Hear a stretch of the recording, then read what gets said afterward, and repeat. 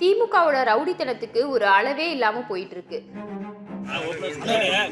கூப்பிட்டு பணம் போட்டாச்சு, கவர்மெண்ட் சொல்றோம் இதே பணம் போடணும், என்ன செய்யலாம்.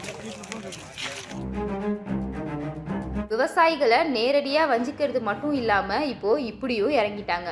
குஜராத்ல இருந்து தென் மாவட்டங்களுக்கு எடுத்துட்டு போறதுக்காக மதுரை கூடல்புதூர்ல இருக்க குட்ஷெட்டுக்கு 23 சரக்கு ரயில் பெட்டிகள்ல 1350 டன் யூரியா உரமூட்டைகள் வந்துச்சு.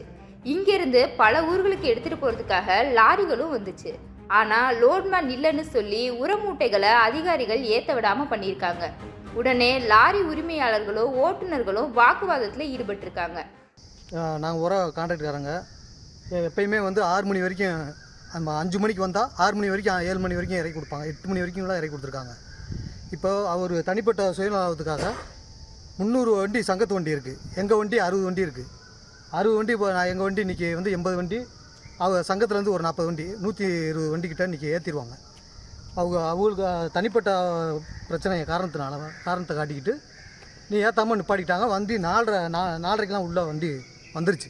திமுக வட்ட செயலாளர் செந்தில்குமார் தான் முதல்ல லோட்மேன் இல்லைன்னு சொல்லிட்டு அப்புறமா இரவு நேரத்தில் ஏற்றுனா ஒவ்வொரு லோட்மேனுக்கும் 300 ரூபாய் வாங்கிட்டு கொள்ளையடிக்கலான்னு சொல்லியிருக்காரு. லாரி உரிமையாளர்களுக்கு இதனால ஒரு நாளைக்கு 2 லட்சம் வரை லாஸ் ஆகிறதா சொல்லியிருக்காங்க. இதனால விவசாயிகளுக்கு யூரியா தட்டுப்பாடு ஏற்பட்டிருக்கு. திமுகனாலே ஊழலும் உருட்டுன்னு சொல்றது உண்மைதான் போல. திமுக அமைச்சர் மூர்த்தி கொடுக்கிற தைரியத்துல தான் மதுரை திமுக காரங்க ரொம்ப ஓவரா போயிட்டு இருக்காங்க.